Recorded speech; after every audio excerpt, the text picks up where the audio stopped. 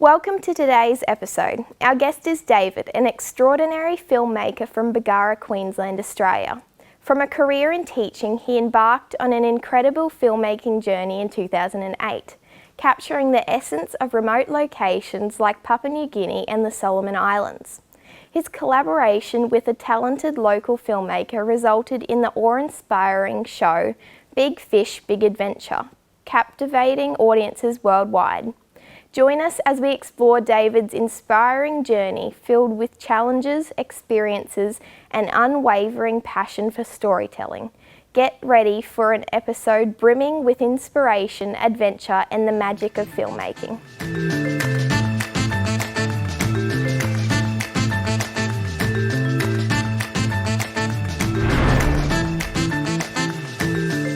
Thank you for joining us for another episode of A Filmmaker's Journey. Today we have another special guest, David Quarrell, with us. Thank you for joining us, David. Thanks for having me, Trinity. Why did you make such a drastic change in career in 2008? Good question. So the career I had before filming was I was a school teacher. So my first year I taught in Central Queensland at School of Distance Ed. So we had the old HF radios. And we did that. To work or grow up in Bundaberg, there wasn't a lot of options, right? So CQU was only 2 years old, and you could only do your first year for whatever subjects or courses you wanted to do. So I decided to move to Brisbane for the rest of my uni, and that's where I met a student from South Korea who was living with us on campus studying film and television. He had asked me to help him make some of his films for uni, and we just had the best time.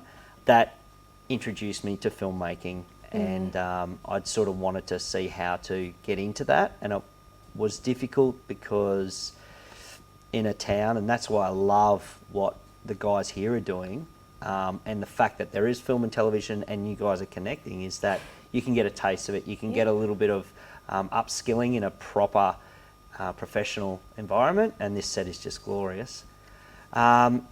So when I was in Sydney, this guy that I played football with offered me a chance to go on set. And the first show that I went to work on was actually a kids show where they just had two people introducing the cartoons and stuff like that. And it was James Tobin, right? So James Tobin, who's a presenter on Sunrise, it was his first TV presenting gig. And another guy, Dave, who is on the ABC as a comedian with, there's a TV series called Utopia. So that was their first go at television as well. So it was a pretty cool little thing. So I did that on my school holidays, would go in and do some work like that. I found one of my students at the school I taught at, their family owned a production company, and their job was cutting sizzle reels for feature films. And then same thing, on a school holiday I went in there and did some work experience with them, and the piece of advice that I got from them was, if you want to do it, grab some gear and just go out and start shooting. Which when we moved back to Bundaberg to start a family, I did 2 years of behaviour management. So we worked at a behaviour school, and my job was like a liaison officer, and I'd go and do home visits and all that sort of stuff. And then after 2 years of that, I'm like, I can't do this anymore. It was pretty stressful. So then I bought gear and then just went it. Do you feel that your experience as a primary school teacher and behaviour management specialist sort of helped you with the people side of things in the industry? I feel like with the observational documentary style of filming and documentary stuff, the key to that is getting access. So it's not access into a premises, but access to the real person. So that definitely helped. So I think the biggest thing is exactly what you're doing now. If you're quiet and you let the other person talk, they will continue talking, because it's like, okay, I need to fill this gap, so they'll continue to fill it in for you and add all this stuff. So there's little tricks like that have helped, making people feel comfortable.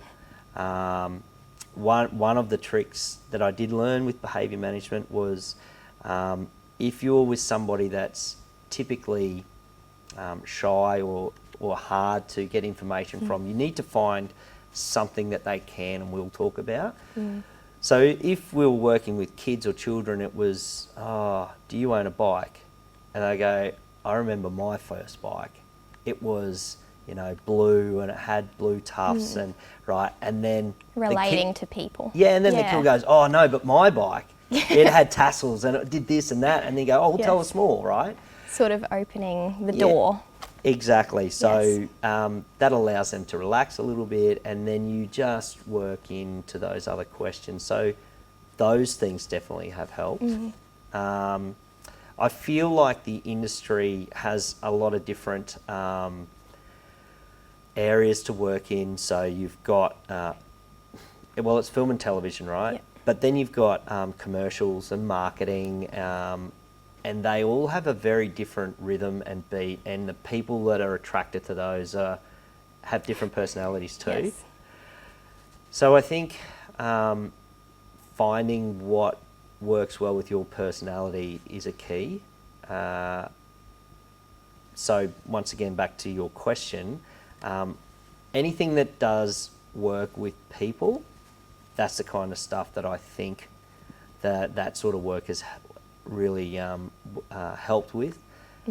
Just starting a series at the moment, a kids series with 2 local actors. The idea of that is the other guys that are working on the series as well have a very good connection with humour and children humour, and the same from when I was a teacher as well.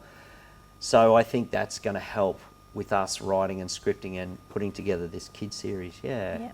So yes, it has helped. Since you got into the industry, what kind of work have you done? Gosh, the first job I got was to film a fishing competition. It was the largest women's fishing comp in the world, and it was held up out of Darwin. So I went up there to film that, and I got that through a friend. Went up there, I filmed for the 3 or 4 days, and then the whole place flooded, and we were about 2.5 hours out of Darwin, and the only place left to stay at was the pub, and everybody had left bar myself and the owners of a fishing company in Brisbane, Wilson Fishing, who had sponsored the event. So for 3 days, basically, we were flooded into this pub, and you do what you do when you're flooded into a pub. You just party for 3 days, and then after that, they were like, "Oh, this guy's all right." And in those days, YouTube was only 2 years old, so social media and marketing was actually really, really. It was like a crazy idea, but these guys said, "Hey, come down. We think we can do something with you, creating content for online." So that was where I started, and that outdoors filming that led into working on a fishing show for 4 years. So the cool thing with that was they had a community TV show, and then the first episode I shot with them, that's what they pitched to Channel 7, and now it's been there for 10 years maybe. Yeah, so it's doing quite well. It's called The Fishing Show.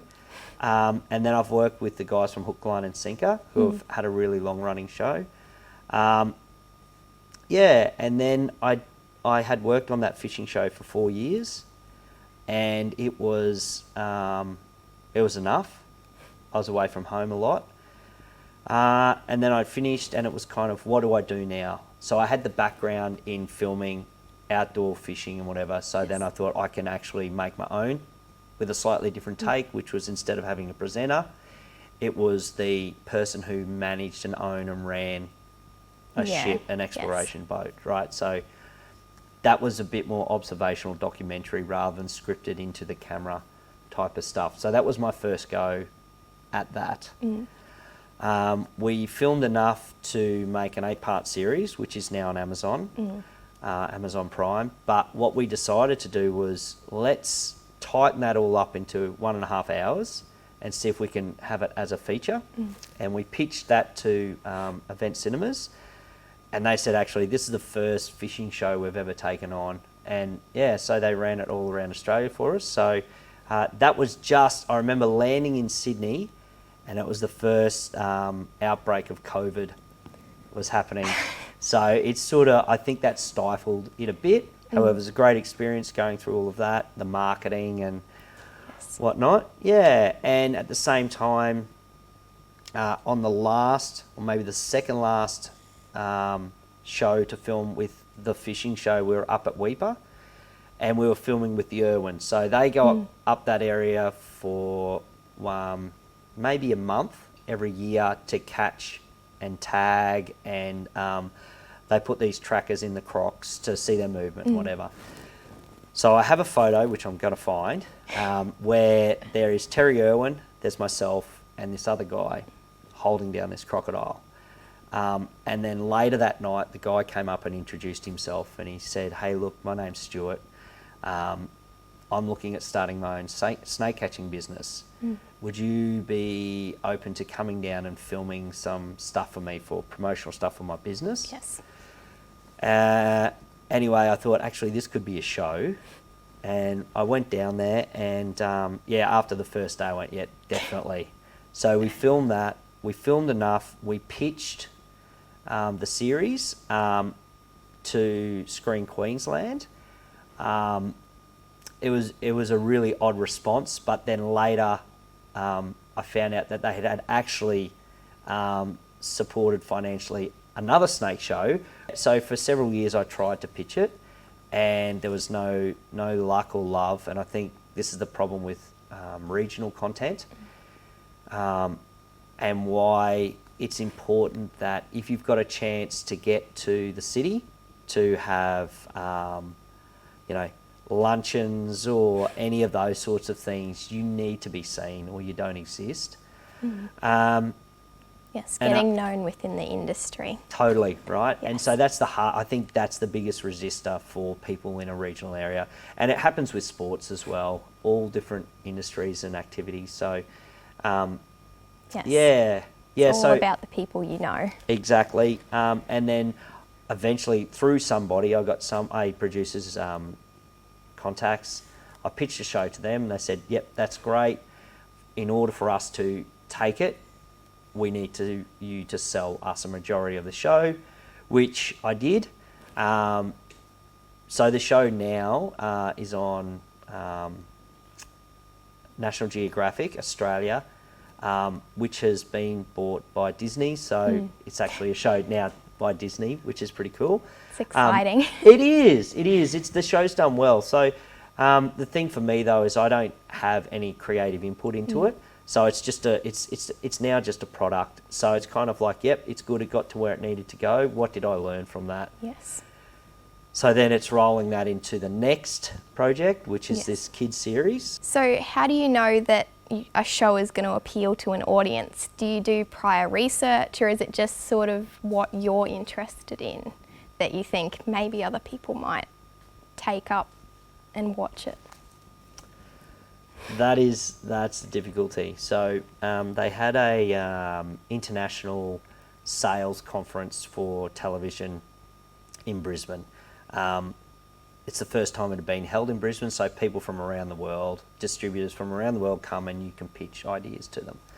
So I had 3 shows. There was the Big Fish, Big Adventure, there was the Snake Show, and another show called The Mitigator. So so we're talking maybe 6 years ago I started filming that as well, and it follows an invasive species mitigator. So he will go and live in the bush. This is his job. He'll live in the bush in a swag for a month at a time, and just basically a contracted killer.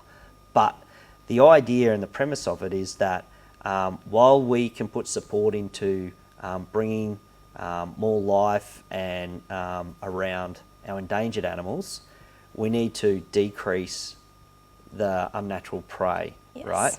That's very unpalatable. So that sort of thing, it needs to be there. And you speak to any scientist, that needs to be there. But in Australia, to sell that idea to the broadcasters here, they didn't want a bar of it. However, the international distributors, that's all they would talk about. So they're talking about, like hunting, chasing down camels, all that sort of stuff. They were just enthralled by that.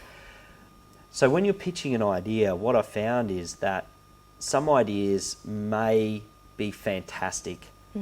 But Australia's such a small market.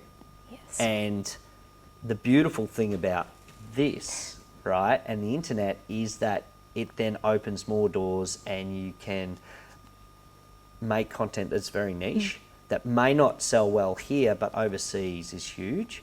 Yes, you need to find the right audience and the right people to fund your show. Correct. And so I think the style of content made in Australia is driven to Australian market, which doesn't resonate overseas. Yes. They want Crocodile Dundee. You know, that's what they want. If you Yes. if you meet people from overseas, especially, you know, people older than 30, they'll go, or if you ask them what's the first thing you think about Australia, it's Crocodile Dundee, it's things like Wolf Creek, you know, that sort of stuff, Yeah. which is very cliche, but they love it. It's what people like. It is. So, so when you're pitching content, I think it is finding the right space that it could fit. I'm yet to master the art of the delivery of the content. There are people there that are fantastic at it, but they have cups of tea or beer, or they went through high school with the, Yeah. their chummies that way. So they've already got an inside sort of connection. So it is hard, but all I'd say is, there's some brilliant shows out there, and I was just reading about a feature film that I adore, which is Starship Troopers. And when that was made, it was sort of like a bit of a flop, but it's become an absolute cult, film, and it's because people love it. One of the biggest returns for money in feature films is horror films, because people who love horror films don't care if it's cheap, and most of them are inexpensive films, right? Yes. So they'll just go, yeah, I know it's going to be cheap, it's going to be nasty, but that's what I love. Yeah. And they've got a really good following. So it is hard to pitch, and all I'd say is if you've got an idea, put it on the table, and then put other ideas there, and then if you keep coming back to it and you feel like it can work, and you truly believe in it, and you've got people around there that believe in it too, then yeah, just go and do it. And that was the advice I got 20 years ago. If you want to do it, just go and do it. So following on from that, yes, what is your advice, obviously, to people wanting to make a name for themselves and enter the industry if they haven't really had experience in this area? It's all time. So, I know the people who started at the same time as me, DOPing, Director of Photography work in Brisbane. They are now shooting feature films. So even though they start at the same time, they're probably 10 years ahead of where I am in that sort of thing, because they just keep getting stuff. I'd say, even if you don't want to shoot weddings and things like that, shoot them, film them, because it's getting you onto your gear and you are creating content. And practicing. Exactly. And then people are seeing your work. And Yep. Yes. So there's an amazing series podcast called Freakonomics, and they're economists that study the economy of really bizarre and different things, like if you have this name for your kid, are they more likely to end up in jail or not, and that sort of stuff. But one of the things they did was they had two groups of art students, and they said, right, with this group, you have to make one piece of art every single week for the whole year. To the other group, they said, we want you to make two pieces of art, and that needs to be delivered at the end of the year. Yes.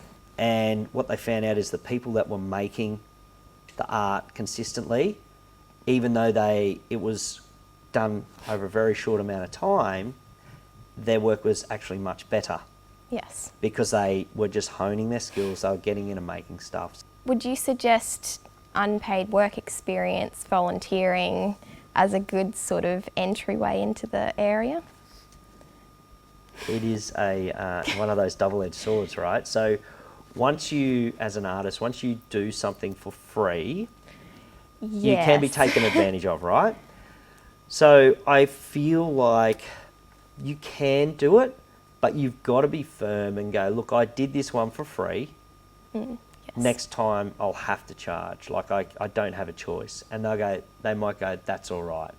We don't need you, or we don't Yes. want you. Once again, like if you're starting your own videography company and you'll want to do commercial work, you will do some for businesses, but to be realistic, you can't charge a huge amount because you're learning at the same time. Yes.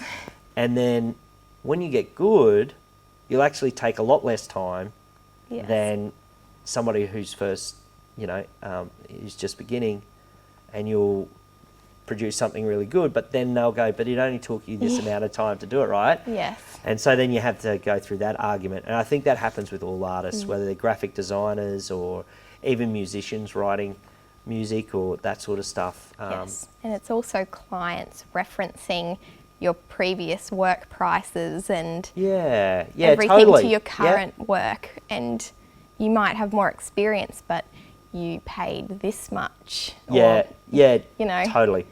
And then how because it is an artistic space, right? So how do you quantify how much you're going to charge compared to someone else too, right? Yes.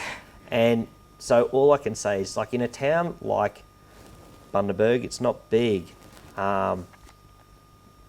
Being open to having people do work experience with you, or supporting others as well, is a big thing. And I think as you get older, there's a chance to return the favour, and that's always good if you can do that. Well, that's all we have time for today. Thank you for joining us. It's been a pleasure talking to you. Thank you. Yep. Thanks for your time. Yes. And thank you for joining us on another episode of A Filmmaker's Journey. I hope to see you next time for another big name.